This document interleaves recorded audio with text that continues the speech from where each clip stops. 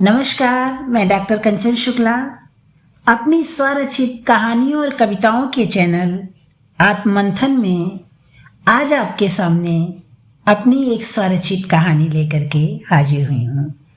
कहानी का शीर्षक है काश मैं कमज़ोर ना पड़ती। तो चलिए सुनते हैं कहानी काश मैं कमज़ोर ना पड़ती। मेरी जुबानी, मैं डॉक्टर कंचन शुक्ला। गरिमा शाम को अपने छत पर बैठी शून्य में कुछ खोज रही थी। गरिमा हर शाम छत पर आकर बैठ जाती। वो कभी आसमान पर उड़ते पक्षियों को देखती, कभी चलते हुए बादलों को। कभी वो शून्य में कुछ खोजती, जैसे उसका कुछ खो गया हो और वो उसे दोबारा पाना चाहती हो। पर जो चीज़ समय के भौर में खो जाती है वो कभी वापस नहीं मिलती, चाहे वो मन का सुकून हो या कोई चीज़। मगर मन की आशा आसानी से उस तथ्य को स्वीकार नहीं कर पाता। उसे हमेशा ऐसा लगता है शायद कोई चमत्कार हो जाए और उसकी मनचाही वस्तु जो कहीं खो गई थी वो वापस मिल जाए। गरिमा इन्हीं ख्वाबों में खोई हुई थी। तभी उसे एक आवाज़ सुनाई दी, आंटी जी। गरिमा ने चौंक कर इधर उधर देखा। वो वर्तमान में लौट आई। उसने आवाज़ की दिशा की तरफ देखा, उसे कौन आवाज़ दे रहा है। तभी उसकी नज़र बगल वाली छत पर चली गई। वहाँ उसकी पड़ोसन की बहू निशा खड़ी थी, जिसने गरिमा को आवाज़ लगाई थी। गरिमा ने देखा अंधेरा घिर आया है। उसे समय का पता ही नहीं चला और वो अपने ही ख्यालों में खोई रही। गरिमा उठकर निशा के पास आई।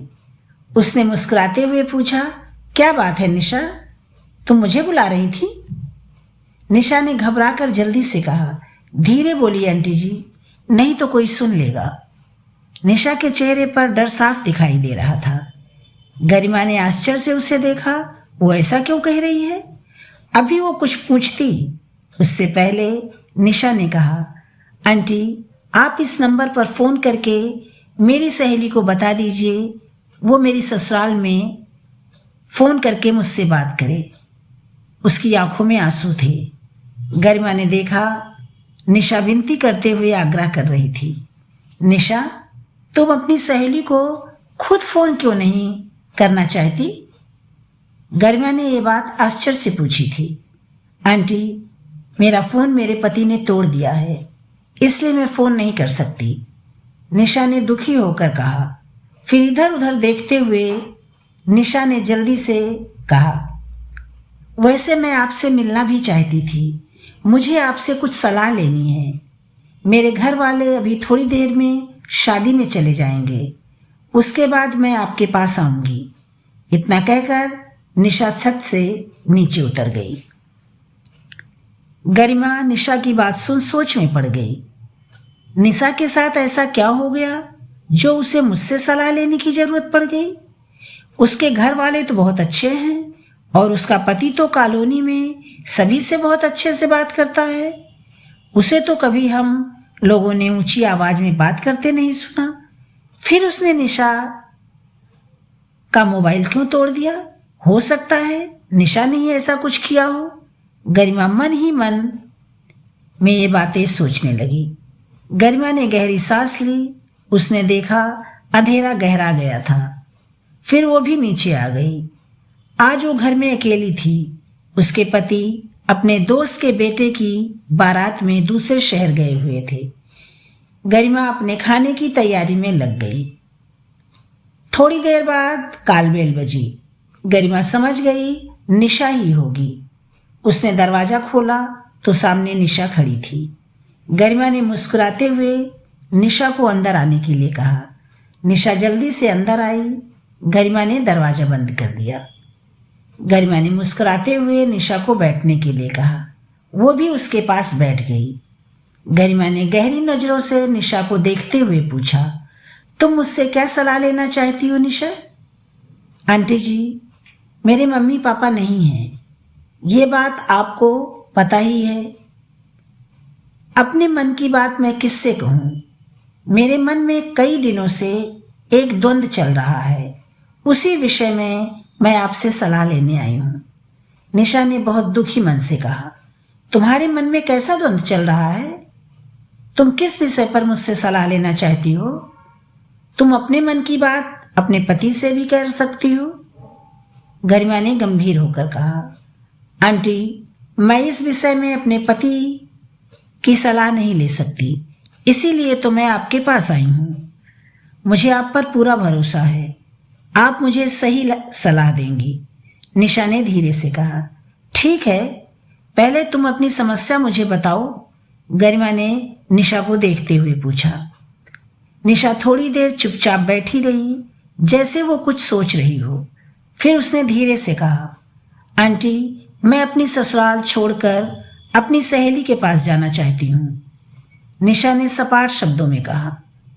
निशा की बात सुन गरिमा स्तब्ध रह गई। उसने आश्चर्य से पूछा, क्या तुम होश में तो हो? हाँ आंटी जी, आपने सही सुना। मैं अभी अपनी ससुराल से जाना चाहती हूँ। फिर यहाँ लौट कर आऊंगी या नहीं, वो समय और परिस्थितियों पर निर्भर करेगा। निशा ने कुछ सोचते हुए कहा। जब तुमने स्वयं निर्णय ले लिया है तो मुझसे क्या सलाह चाहिए? गरिमा ने थोड़ा गुस्से में कहा।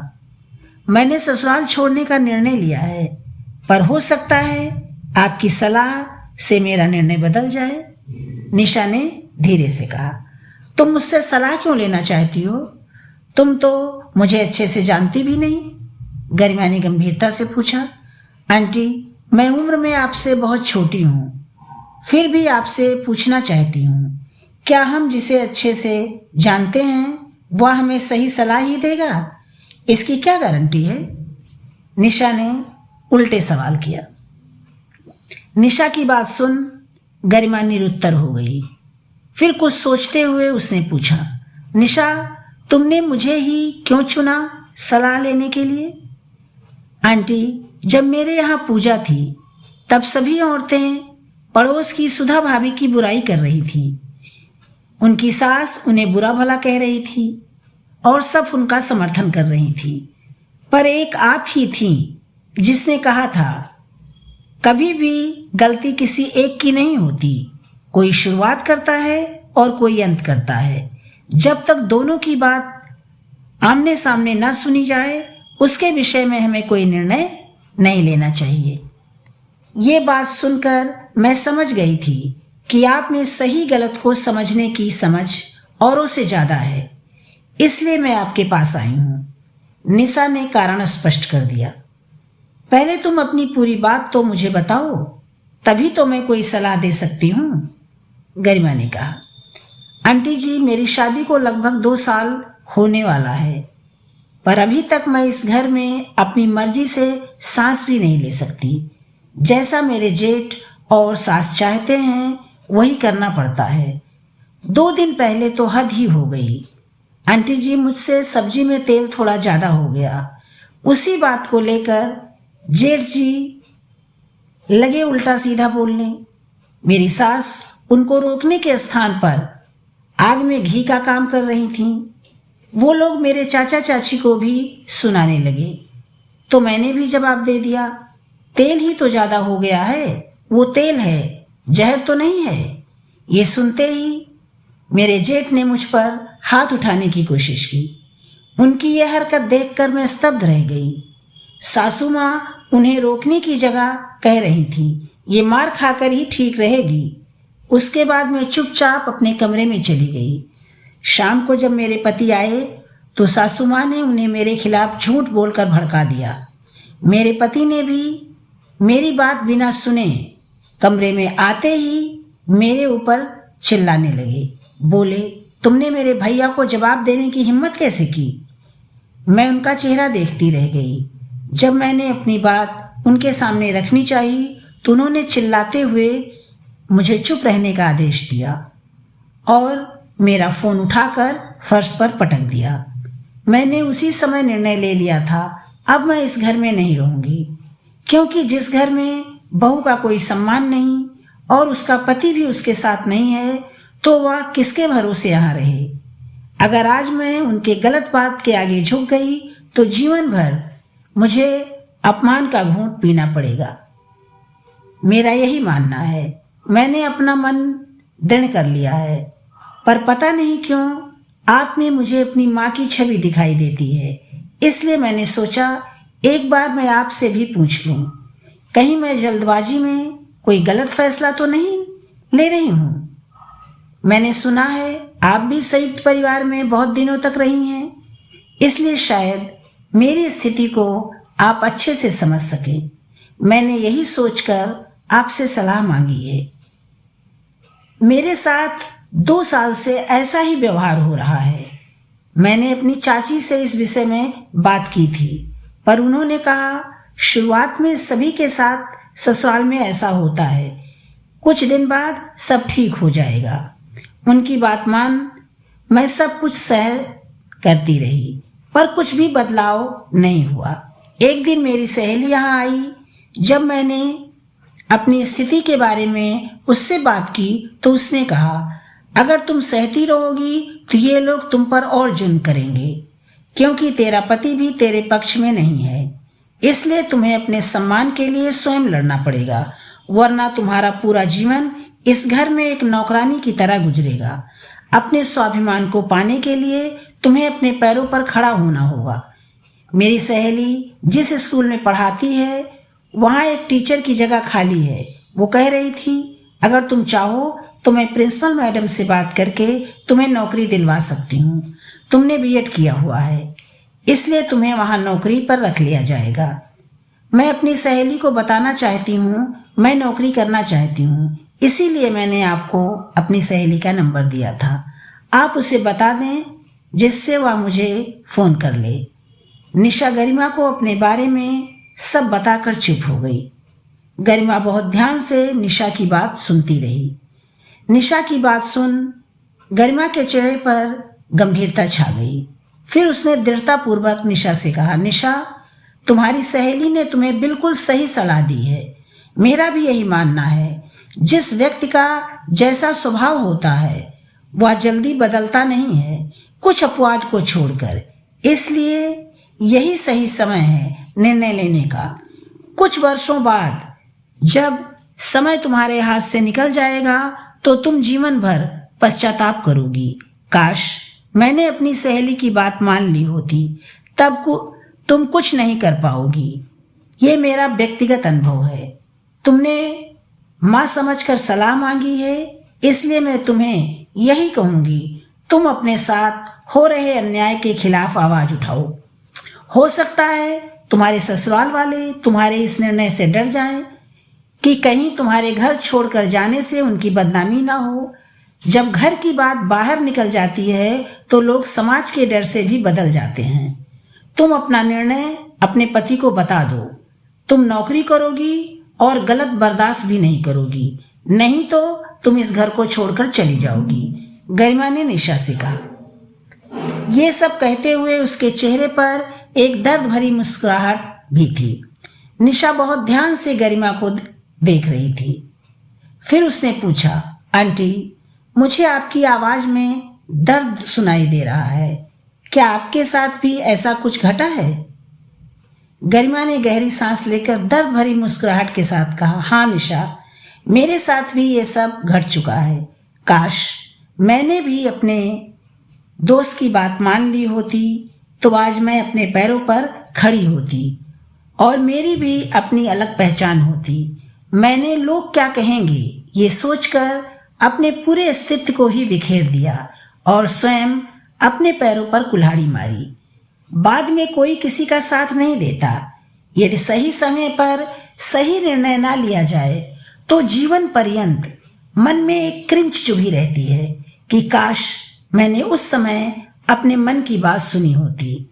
इसलिए तुम भी आज अपने मन की बात सुनो, लोगों की परवाह ना करो। गरिमा की बात सुन निशा उससे लिपट कर रो पड़ी। गरिमा ने निशा को बहुत प्यार से अपनी बाहों में समेट लिया। आज गरिमा के मन को बहुत सुकून मिला। उसने आज निशा को दूसरी गरिमा बनने से रोक जो लिया था। ये थी मेरी कहानी। काश मैंने ये निर्णय ले लिया होता, काश मैं कमजोर ना पड़ती। इस कहानी से हमें यही शिक्षा मिलती है कि कुछ फैसले जो हम वक्त पर टाल देते हैं वो कभी कभी गलत हो जाते हैं। इसलिए जो फैसले तुरंत लेने वाले हैं उसे तुरंत ले लेना चाहिए। जब दिल और दिमाग में द्वंद्व चल रहा हो तो दिमाग की नहीं दिल की बात सुननी चाहिए, क्योंकि दिमाग नाप तोल करता है, सोच विचार करता है, लेकिन दिल सही सलाह देता है। यदि गरिमा ने अपने दोस्त की बात मान ली होती तो उसे बाद में पछतावा ना होता। यही पछतावा उसके मन में कुंठा बनकर हर वक्त बैठा रहता था और वो ख्यालों में खोई रहती थी। जब निशा ने उससे सलाह मांगी तो उसने उस समय क्षण भर की देरी नहीं की उसे सही सलाह देने में, और उससे ये भी कहा कि पहले वो अपने घर वालों से बात करे। अगर वो उसकी बात मान जाते हैं, उसका सम्मान करते हैं, तो वो घर छोड़कर ना जाए, और यदि वो अपने पर ही अडिग रहते हैं कि उसे नौकरी नहीं करना है और उसे ऐसा ही अपमानित जीवन जीना पड़ेगा, तो वो निर्णय लेने के लिए स्वतंत्र है। ये कहानी हमें ये भी सीख देती है कि हर व्यक्ति को आर्थिक रूप से सबल होना चाहिए। जब वो अपने पैरों पर खड़ा होता है तो लोग उसका मान सम्मान स्वतः ही करने लगते हैं। इसीलिए आजकल माँ बाप अपनी बेटियों को अपने पैरों पर खड़ा करते हैं। अगर मेरी कहानी आप लोग को अच्छी लगी हो तो इसे लाइक कीजिएगा, शेयर कीजिएगा, मेरे चैनल को सब्सक्राइब जरूर कीजिएगा और कमेंट करके मुझे बताइएगा कि ये कहानी कैसी लगी। कल फिर मिलते हैं एक नई कहानी के साथ। आप लोगों का दिन शुभ हो। नमस्कार, धन्यवाद।